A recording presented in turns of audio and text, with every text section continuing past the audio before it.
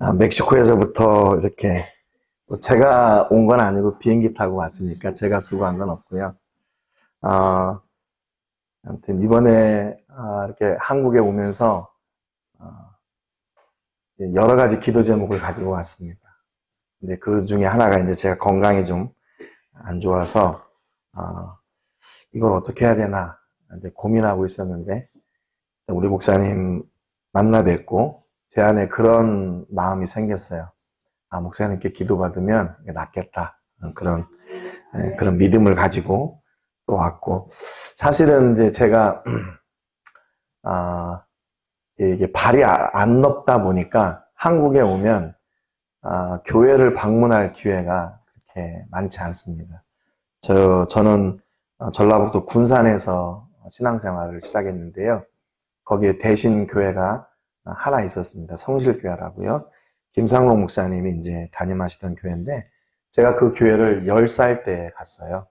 그래가지고 거기서 초, 중, 고, 대학, 신대원, 그 강도사, 부목사, 그래서 30년 그 교회에 있다가 40살 때 필리핀으로 파송이 돼서 이제 나갔습니다. 그러다 보니까 교회도 한 교회밖에 모르고 목사님도 한 목사님밖에 모르고 뭐 다른 교회에 가서 구교육자 사역을 해본 적도 없고 그러다 보니까 이제 한국에 들어오면 이 교회 선교사가 예배 드려야 되는데 그 예배 시간이 굉장히 이렇게 부담스럽고 그런 경우가 있었어요. 그래서 지난번에 그 회의를 하면서 제가 그 임원분들한테 그런 얘기를 했습니다. 선교사들이 와서 좀 가서 이렇게 선교 보고도 하고 기도 요청할 수 있는 그런 교회를 좀 연결해 달라 그런 요청을 드렸는데 또 목사님 교회에 이렇게 초대가 되어서 너무나 감사하고 저에게는 정말 의미가 있는 이번 한국 방문인 것 같습니다. 앞에서 말씀드렸듯이 저는 한 교회에서 이렇게 신앙생활을 하면서 이 선교에 대한 꿈을 가지게 됐어요. 군산이고 시골이고 하다 보니까 그런 꿈을 꾸기가 참 어려웠는데 제가 대학교 4학년 때 진로를 놓고 이제 고민을 하면서 어떻게 해야 되나 그런 고민을 하는 중에 여름 수련회를 갔습니다. 그래서 4학년 2학기 때 여름 수련회, 교회 모든 수련회 다 마치고 이제 남은 수련회가 어디 있나 제 진로를 놓고 이제 수련회를 찾았는데 그때 선교 한국이라고 하는 그 수련회에 갔어요. 선교 한국을 하기 전에 선교 전주라는 프로그램을 했었는데 거기에 갔는데 러시아에서 오신 선교사님이 러시아는 사람들이 예술도 좋아하고 뭐 컴퓨터도 필요하고 태권도도 필요하고 찬양도 필요하고 막 이런 얘기를 하시더라고요. 근데 그게 제가 다 해당이 됐어요. 제가 성가대 지휘도 했었고 대학교에서는 통기타 서클에서 회장도 했었고 또 제 전공이 정보통신입니다. 그래서 일반 대학을 나왔고 신대원을 갔는데 컴퓨터도 잘 가르칠 수 있을 것 같고 또 제가 태권도 지금 사범이에요. 그때 이제 태권도 3단이었는데 초등학교 6학년 때부터 태권도를 해서 이게 제 얘기를 다 하는 것 같은 거예요. 그래서 하나님이 나를 선교사로 부르시는구나. 그리고 이제 수련회를 끝나고 저희 담임 목사님한테 가가지고 목사님 제가 응답을 받고 왔습니다. 무슨 응답이냐 그랬어요. 선교사가 제가 되기로 했습니다. 그랬더니 그때 저희 담임 목사님이 하신 말씀이 너 선교가 뭔지 아니? 물어보시더라고요. 그래서 제가 배운 대로 해외에 나가서 컴퓨터도 가르치고 태권도도 가르치고 노래도 가르치고 그래서 예수님을 전하는 게 선교죠. 그랬더니 저희 담임 목사님이 그때 하셨던 말씀이 야 선교는 그 나라 가서 죽는 거야. 이렇게 말씀하셨어요. 그때는 그 의미가 굉장히 두려웠습니다. 저는 목사님한테 가서 제가 선교사 되기로 했습니다. 그러면 잘했다 뭐 이렇게 칭찬하실 줄 알았는데 아니 선교는 나가서 죽는 거라고 이렇게 말씀하시니까 좀 굉장히 부담스러웠어요. 내가 이게 가는 길이 맞나? 그러다가 이제 대학을 졸업하고 이제 신대원을 들어가게 됐습니다. 그래서 신대원을 졸업하고 모교회에서 10년 동안 부교육자로 섬기고 계속 그 마음에 끓는 그 복음에 대한 열정, 선교에 대한 열정을 하나님께서 안 쉽게 하시더라고요. 그래서 담임 목사님께 말씀드리고 필리핀으로 파송을 받아서 4년 동안 사역을 했어요. 그런데 이제 그게 맞았던 거예요. 우리 목사님이 말씀하셨던 게 그래서 필리핀에 가서 태권도를 가르치면서 교회를 개척하고 하는 그런 일들을 했습니다. 그래서 필리핀에서는 굉장히 쉽게 얘기하면 잘 됐어요.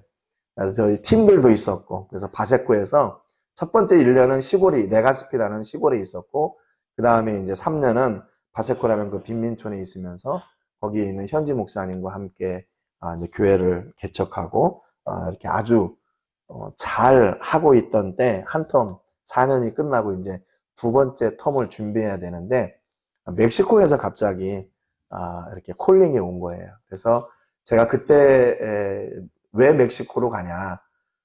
우리 그 동료 선교사님들이 다 말렸어요.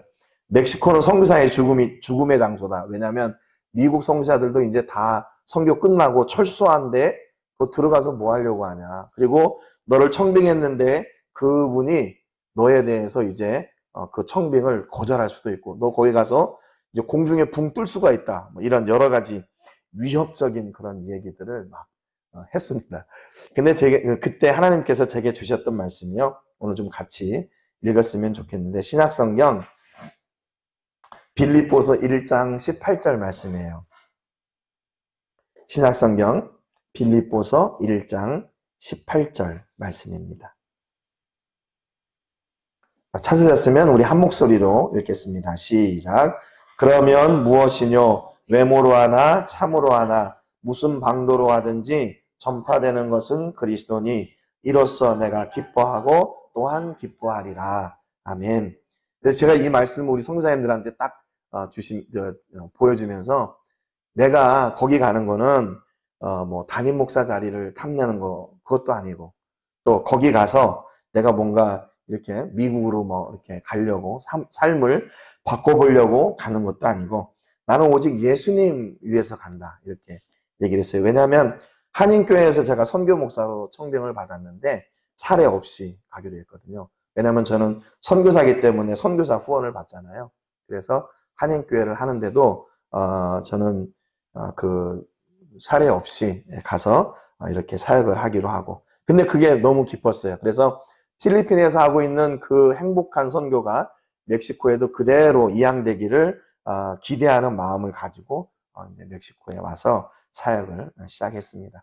그래서 저희 사역은 교회 사역 그리고 NGO 사역이 있어요. 멕시코는 천주교 국가이지만 기독교를 박해하는 국가입니다. 그래서 그 오픈도어 선교회에서 매년 기독교를 박해하는 나라 순위들을 이렇게 쭉 뽑는데 보통 39위, 40위가 멕시코 아니면 콜롬비아 이렇게 중남미에서는 딱 두 나라가 멕시코를 박해한다고 그렇게 등록이 돼 있어요. 근데 콜롬비아는 왜 이게 기독교를 박해하냐면 거기는 마약 갱단들이 기독교를 박해하는 겁니다. 마약 못하게 하니까. 그런데 멕시코는 정부에서 방해를 하는 거예요. 그래서 멕시코에서는 십자가를 함부로 교회가 걸 수가 없어요. 그래서 교회 법인이 없으면 십자가를 거는 것이 불법입니다. 그래서 십자가를 걸고 예배드리다가 이게 신고가 들어가서 뭐 이민국에서 들어가거나 하면 그 교회를 폐쇄시켜요. 그러니까 이게 멕시코에서는 법적으로 기독교를 이렇게 박해하는 그런 나라이기 때문에 여기에서 자유롭게 복음을 전하는 한 가지 방법이 복지법인을 통해서 사역하는 겁니다. 그래서 저희는 브링업 멕시코라는 사회복지법인을 만들고 그래서 그 복지법인을 통해서 선교지와 이 교회 사역들을 감당하고 있습니다. 그래서 저희가 한국어 예배, 한인 예배도 있어요. 주일 오전에 저희 집사님이 운영하시는 레스토랑, 식당이 있는데 거기서 예배를 드리고 또 오후에는 선교지에 가서 선교지 예배를 드립니다. 그래서 한인 예배 때는 제가 한국어로 설교하고 또 선교지에 가서는 에스파뇰로 설교합니다.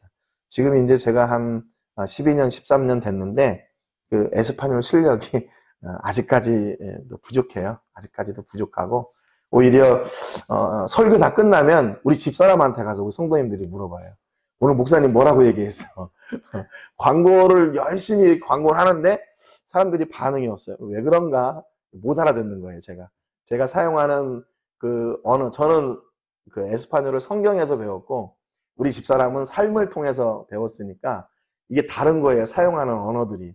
그래서 제가 때로는, 이게 좀, 그 사람들이, 우리 성도님들이 이해하기 어려운 말들을 하면, 그 집사람한테 가서, 오늘 뭐라고 얘기했어? 그럼 다시 이렇게 통역을 해줘야 되는 그런, 그렇지만 설교를 통해서 역사하시는 분 하나님이심을 믿고 열심히 복음을 전하고 있습니다.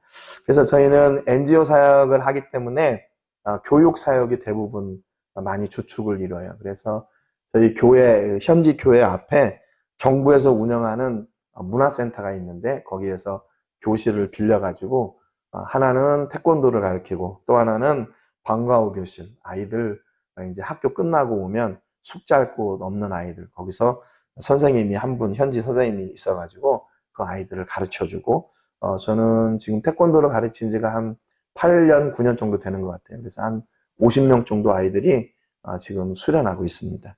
몸은 이렇게 생겼는데, 그래도 태권도 사범이에요, 제가. 그래서 아주 재밌게 사역을 잘 하고 있고요. 저희가 2021년부터 코로나 때 그 지역, 현지 교회 지역 주민들을 위해서 매주 도시락을 만들어서 나눠드렸어요. 그래서 한 3, 4년 사역을 하다가 이제 어느 정도 이제 좀 풀렸으니까 그걸 중단하고 이제 토요일 날 그 문화센터에서 그 아이들을 초대해가지고 오병이어 학교를 합니다. 그래서 한국에 있는 주일학교식으로 말씀 전하고 그다음에 이후에 성경 공부하고 또 뭐 이렇게 만들기도 하고 또 율동도 배우고 하는 이제 주일학교 사역을 해요. 그래서 본격적으로 저희가 어린이 전도를 지금 중심적으로 하고 있습니다. 왜냐하면 제가 지금 거기 들어가서 지금 개척한 교회가 세 번째 교회거든요. 첫 번째 교회는 현지 교회에 이양을 하고 두 번째 교회도 현지 교회에다 이양을 했어요. 그리고 세 번째 교회를 개척을 했는데 지금 한 10몇 년이 지났는데 만약에 제가 여기에서 쏙 빠져나가면 이 교회가 그리고 이 복음 전하는 일이 지속될 것 같지가 않은 거예요.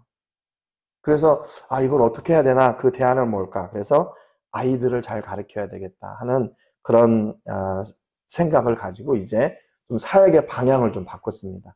그래서 아이들을 집중적으로 전도하고 집중적으로 키워서 걔네들을 다음 세대의 지도자로 세워야 되겠다 하는 그런 꿈을 가지게 됐어요. 제가 왜 이런 그 결정적인 그 결정을 하게 됐냐면 제가 2022년도에 1월 달에 코로나가 걸렸었습니다. 그래서 2021년에 한 번, 2022년에 한 번, 이렇게 두 번 걸렸는데 두 번째 코로나 걸려가지고 그날 화요일이었는데 도시락을 나누러 가야 되는데 이제 코로나 때문에 못 가고 집에 있었어요, 아내랑. 그래서 아침에 일어나가지고 이제 밥을 숭늉을 끓여 먹고 이렇게 앉아 있는데 제가 갑자기 이제 교회 사무실로 가려고 했는데 사무실이 직진으로 가면 이 왼쪽이 입구예요. 저희는 이제 가정집을 지금 그때 이제 임대해가지고 교회를 했었는데 아니 어떤 사람이 갑자기 들어오는데 제 눈앞에 이 총구가 이렇게 들어오는 거예요. 총구가 그 총구가 지금도 제가 기억됩니다. 리볼버라고 있죠. 총알 이렇게 돌아가는 그 총인데 이게 총구가 이렇게 들어와가지고 개머리판으로 저를 때리고 그래서 제가 이제 뭐 힘도 없으니까 그냥 쓰러졌고 또 다른 팀은 저 뒤로 돌아가가지고 이런 얘기 해도 되나요? 식칼을 가지고 저희 아내 목에다가 이렇게 대고 그래가지고 저희를 식탁에 이제 손발 다 뒤로 묶고 입도 다 이렇게 막고 온 교회를 뒤지기 시작했죠.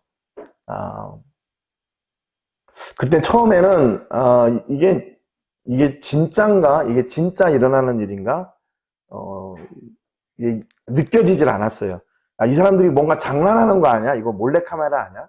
그래서 저는 처음에 딱 들어올 때 아미고 그랬는데 총이 이렇게 들어와서 이게 실제인가 보구나. 온 집을 다 뒤지고 저를 이제 끌고 또 사무실에 들어가서 이렇게 폭행을 하면서 돈 내놓으라고.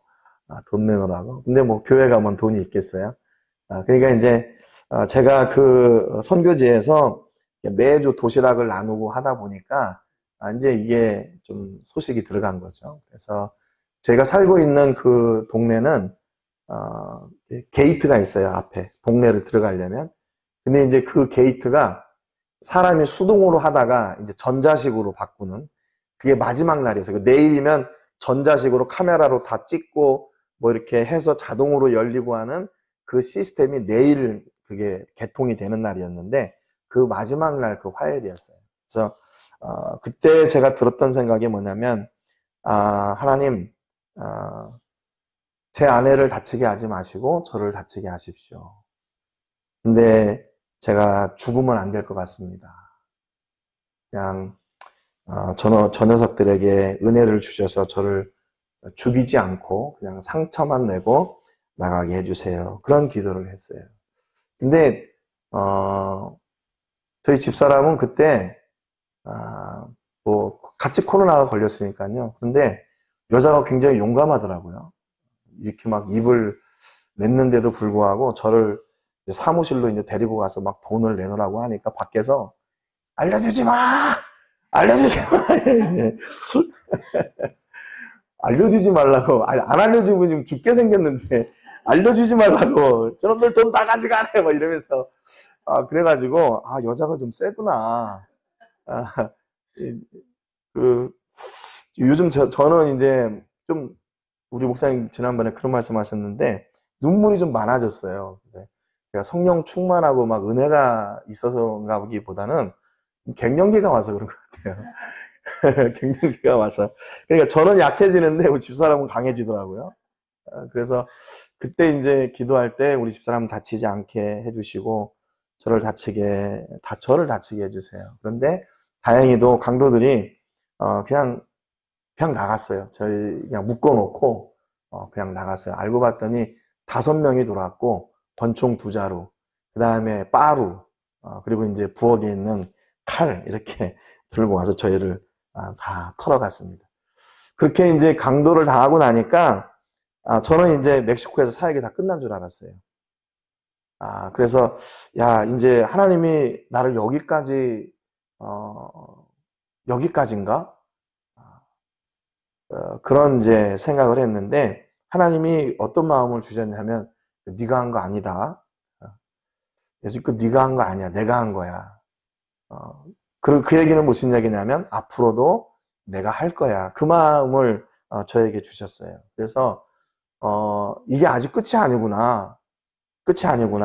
그래서 너무나 감사했습니다. 그래서 그 일이 있고 나서 그때 한국에서 태권도 사범이 단기로 온 그 상황이었어요. 그때가.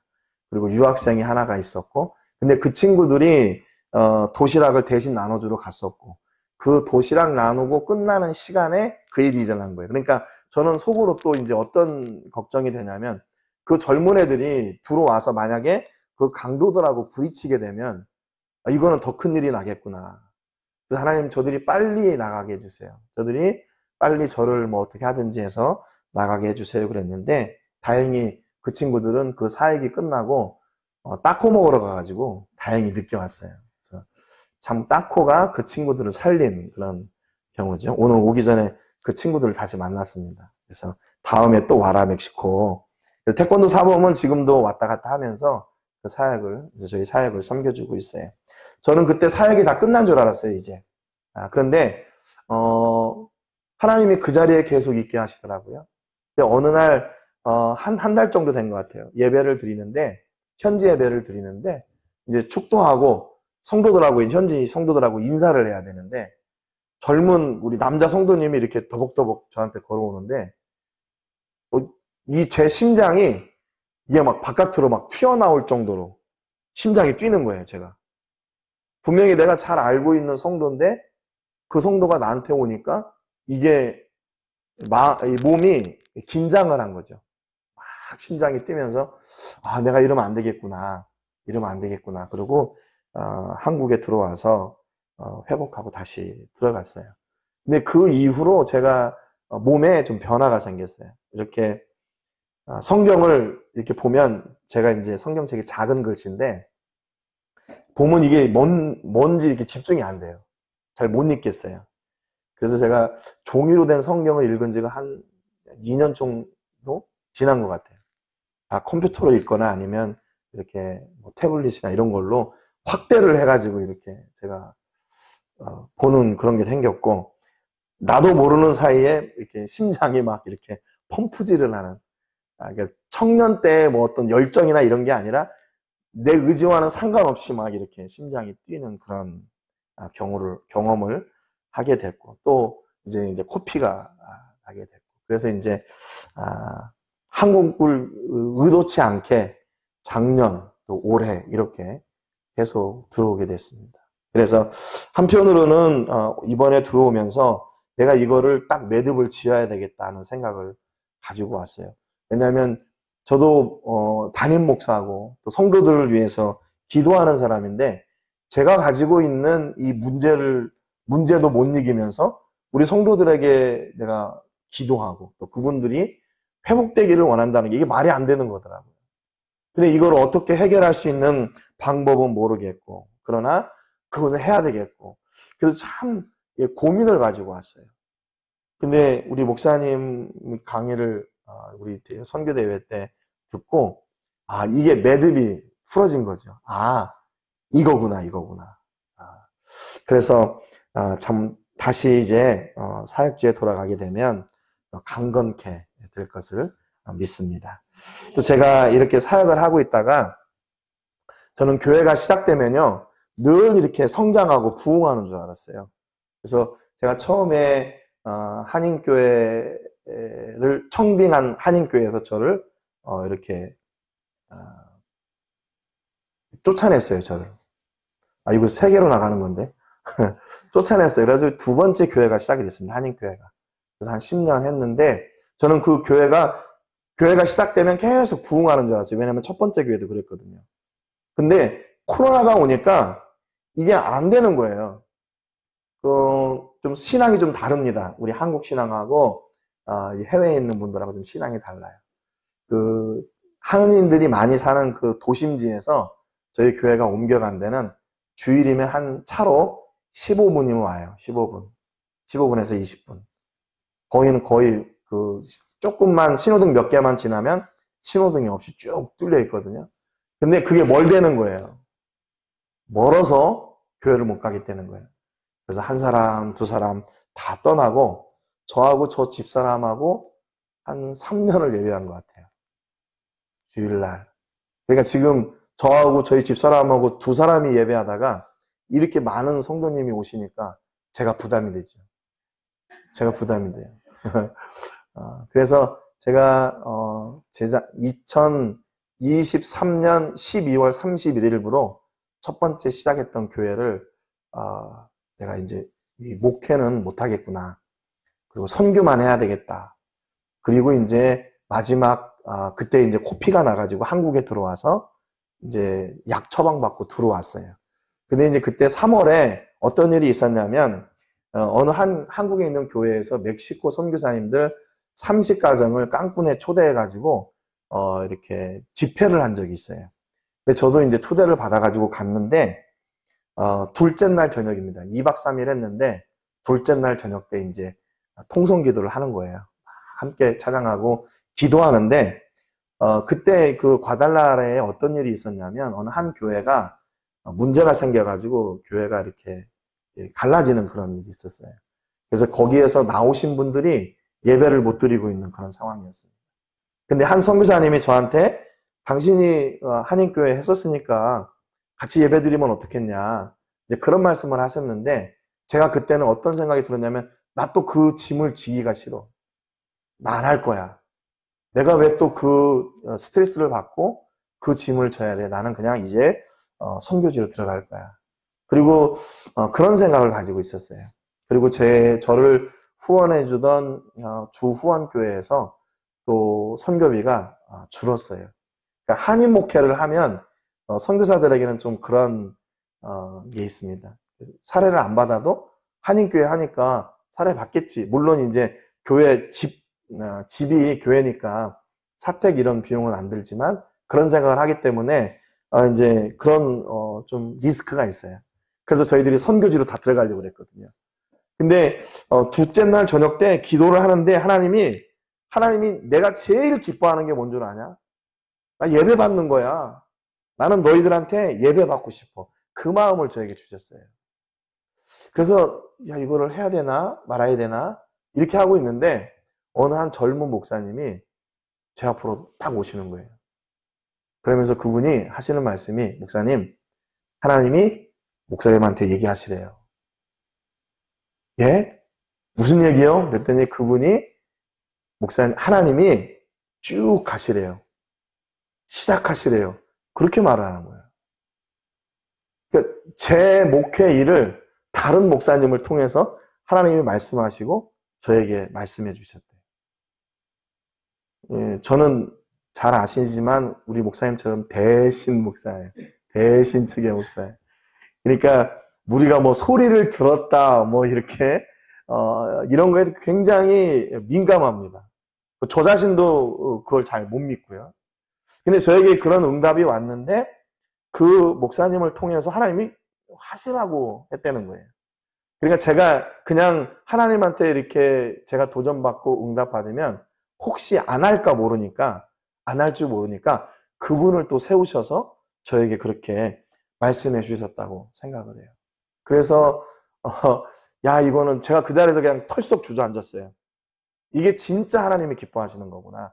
진짜 예배받기 원하시고 또 선교하기 원하시고 하나님의 성도들이 사랑으로 교제하기 원하시고 그리고 다음 세대를 키우기 원하시는구나. 그래서 이 네 가지가 저희 교회 지금 시작된 저희는 행복한 교회인데요. 그 네 가지 모토예요. 예배, 그리고 교제, 그리고 선교, 그 다음에 교육. 그러니까 제가 앞서 그 강도 만났을 때 내가 만약에 여기서 끝나면 모든 것이 이제 다 끝나겠구나. 그러니까 그러면 이걸 지속할 수 있는 방법이 뭘까? 가르쳐야 된다는 거. 그래서 제가 그 사역의 방향을 이제 더 이제 교육 쪽에 포커스를 맞춰서 사역을 했던 겁니다. 그래서 지금은 이제 작년에 저희가 그 사역지에서 한 차로는 10분이 안 되는 거리인데 거기다 땅을 구입을 했어요. 1100제곱미터, 한 330평 정도 되는 땅을 구입했습니다. 그래서 거기에다가 기술학교, 그다음에 검정고시학교, 그다음에 신학교를 세우려고 지금 기도하고 있어요. 그런데 뭐 지금 뭐 아무것도 없어요. 지난번에 한번 그 건축사를 데리고 와서 물어봤더니 저희가 처음에 예상했던 것보다 이건 너무나 차이가 나는 거예요. 저는 건축도 한 번도 해본 적도 없고 돈이 뭐 어떻게 굴러가는지 그런 것도 몰라요. 그러니까 선교사들의 그게 좀 바보 같은, 잘 알아야 되는데 그런 거에 대해 모르니까 그냥 주시니까 샀고 이제는 이제 샀으니까 하나님이 세워주시겠지.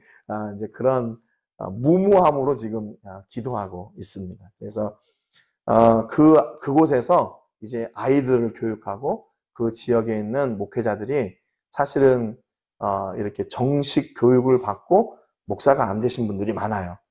그러니까 셀프 콜링 파스토럴이라고 그러는데 어느 날 나 목사하고 싶은데 그래가지고 목사하는 분들이 많이 있어요. 그러니까 신학적인 배경이 없이 이렇게 양육을 하니까 교회가, 제가 처음 그 지역에 들어갔을 때는 1개, 2개밖에 없었는데 지금은 10개 이상 있거든요. 근데 교회가 다 달라요. 뭔가 이렇게 뭐 침례교 뭐 이렇게 붙여놨는데 교회 얘기 들어보면 다 달라요. 교회가 왜 뭐 사도신경을 해야 돼? 이런 아주 그냥 기초적인 것까지도 잘 모르고 그렇게 있습니다. 그래서 지금 이제 그 학교를 세워서 그 지역에 아이들을 가르치고 그다음에 목사님들을 이렇게 가르치려고 하는 그런 꿈을 가지고 있습니다. 그래서 오늘 여러분들에게 저희 멕시코 이 과달라라 이야기가 얼마나 잘 전달되는지 모르겠는데 저는 그렇게 생각해요. 앞서도 말씀드렸지만 저는 아는 교회도 없고 아는 목사님도 없고 아는 사람도 없고 그래요. 어느 이렇게 페이스북에 보니까 여름 시즌이 되면 필리핀이나 이런 그 동남아시아에 계신 선교사님들을 막 힘을 공항에서 맞고 막 이렇게 하는 게 보이더라고요. 그래서 제가 속으로 그런 생각을 했어요. 아니, 우리 집사람한테 그런 얘기 했어요. 야, 선교는 역시 한국하고 가까워야 돼. 한국하고 가까워야 돼. 그래야 이게 돼. 그럼 미국하고도 가까운데 이제 미국은 아는 사람도 없고 어떻게 해야 되지? 그랬더니 그때 하나님이 저에게 그런 말씀하셨어요. 야, 한국하고 가까이 한다고? 나하고 가까이 있어야 돼. 나하고 가까이 있어야 돼. 제 그 음성을 하나님께 듣고 제가 하나님 앞에 너무 부끄러운 거예요. 하나님은 지금껏 계속 그 여정 가운데 함께 하셨고 그 생명의 복음이 증거되도록 보호하시고 지키셨는데 그걸 잊어버리고 있었던 거예요. 그걸 잊어버리고 있었어요. 그러니까 하나님이 옆에서 보시고 얼마나 속상하셨을까. 야, 내가 여지껏 너를 이렇게 지켜주고 했는데 너 결국 생각하는 게 한국이 가까워야 된다고? 저 같았으면 아마 싸대기를 하면 이렇게 했을 것 같아요. 하나님이 얼마나 서운하셨을까. 그래서 그 후로는 그렇지. 하나님하고 함께 해야지. 그래서 제가 이 코로나 기간 동안에 어떻게 보면 제가 놓지 않았던 게 뭐냐면 새벽 기도예요. 그래서 저희 물론 한인교회도 하고 있었지만 듣는 사람은 없지만 제가 하나님 앞에 말씀 연구하고 말씀 전하는 일은 제가 게을리하지 않겠습니다. 그래서 시편 강해를 시작했어요. 오히려 길은 성경을 시작을 했습니다. 그래서 1편부터 해가지고 지난번에 145편까지 일단 마쳤어요. 그리고 이제 사순절 지나고 이제 다시 돌아가면 나머지 이제 150편까지 설교를 마무리할 텐데 지난번에 한번 보니까 600편이 넘더라고요. 그래서 그 말씀이 결국 저를 온전하게 세우는 원동력이었어요. 제가 뭐 건강하고 뭐 이렇게 그래서 된 게 아니라 하나님이 말씀을 통해서 계속 저에게 힘을 부어주지 않으셨더라면 아마 벌써 포기해도 몇 번은 포기했을 것 같아요. 그런데 그 하나님이 너무 감사하죠. 옆에 계속 계셨으면서도 저를 도우셨음에도 불구하고 내가 하나님을 외면하고 했는데도 하나님은 거부하지 않으시고 저를 책망하지 않으시고 다시 우리 목사님 그런 말씀 하시던데 괜찮아. 괜찮아. 그러시면서 다시 저를 회복의 자리로 이렇게 세우셨어요. 제가 감사한 것은 뭐냐면 제가 지금 여기 한국 와가지고 잃었던 웃음을 회복했어요. 잃었던 웃음을. 저 선교 대회 하면서 제가 내가 왜 이러지? 내가 왜 이렇게 기쁘고 즐겁지? 아까 찬송하는데도 제가 지금 막 기쁘고 즐거운 상황이 아니잖아요. 제가 지금 코피가 계속 날 수도 있고 그렇기 때문에 제가 멕시코에서 한국 오기 마지막 그 부활주일인데 이게 축도하고 나서 축도를 했는데 코피가 줄줄줄줄 흐르는 거예요. 얼마나 성도님들한테 죄송하든지 그냥 결국 제가 관리를 잘 했어야 되는데 관리를 잘 못한 것도 있고 그렇습니다. 그래서 하나님은 그렇게 연약하고 부족해도 저희의 삶을 통해서 이 생명의 복음이 증거되기를 원하시고 또 우리를 통해서 예배받기 원하시고 또 우리가 다음 세대에 또 복음을 심고 그들이 다시 성장해서 생명의 복음을 전하는 이렇게 회복되도록 하시는 그런 은혜를 저희에게 주시고 또 저희가 그 일을 감당할 수 있도록 은혜 주시는 줄로 믿습니다.